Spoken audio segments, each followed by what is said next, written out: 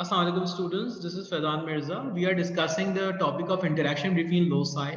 So let's suppose if there are multiple genes controlling a single trait, then the loci or the locus of both the genes will actually be affecting that particular phenotype.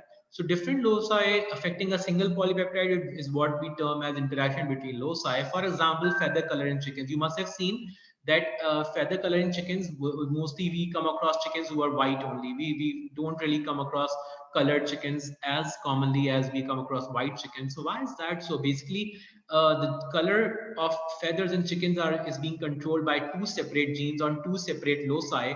It's either capital I small I or capital C small c. Both genes will have a dominant allele and a recessive allele.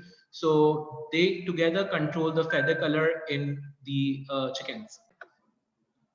So let's suppose, let's discuss these in detail.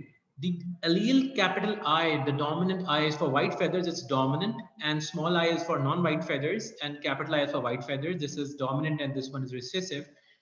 Capital C is for colored feather, dominant, and small c is non-colored feathers, recessive. The thing is that I, capital I, and capital C both are the dominant alleles. But what is more dominant? Capital I is more dominant than capital C. So this allele, if a chicken is having at least a single capital I on its chromosomes, irrespective of whatever capital C's it may have, the feather color will still be white. So what you have, let's suppose you end up crossing two purebred white leghorn chicken. This is capital I, capital I, capital C white, and Wyandotte chicken, small I, small c white. So you expect the same 100% hybrid generation that we expect whenever we cross two purebreds together. So the outcome is the same, that F1 generation will always be hybrid, all will be white, since they all have at least a single capital I, and in the presence of a single capital I, capital C cannot express color.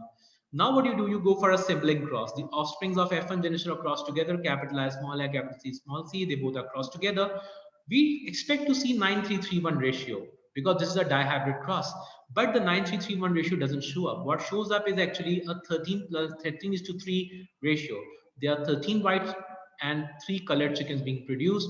The ratio 9331 is changed. Why is it changed? Because interaction between loci occurred.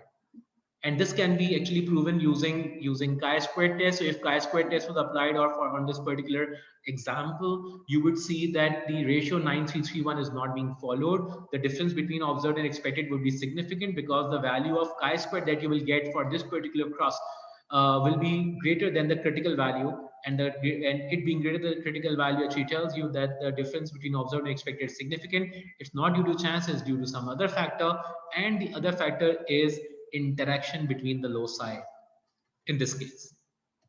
Another example is that of salvia flower. Salvia flower is having two genes that control flower color at two different loci. Capital A small a, capital B small b. Capital B is for purple color. If the flower is having small b's, the recessive one, it may appear pink. But the expression of either purple or pink color is dependent on one more allele, the presence of a dominant capital A. So if dominant A is present, color purple or pink can be produced. But if a flower is small a, recessive for this trait, then no color can be produced, irrespective of whether the flower is having capital B's or small b's. In the presence of two double small a's, the color will be white. So what do we do? Let's suppose if we cross a flower which is purebred for pink and purebred for white. If you cross them together, all F1 generation will be purple. Why? Because the color is controlled by capital B, which is purple in color, and the capital A, the dominant allele of X for expression of color, is also there. So this is the outcome that you get. 100% offspring will be of this case. Now, what do? You go for the next cross. You go for sibling crosses. Capital A small a, capital B small b. Just perform this cross. You will see that now you will have again a ratio which is different. Instead of 9331, the ratio will be 9 is to 3 is to 4. And when the ratio is 9 is to 3 is to 4, you basically end up having this kind of condition in which these cells, they undergo the cells of this organism, they undergo this kind of arrangement that you end up having 934 ratio instead of 9331 ratio.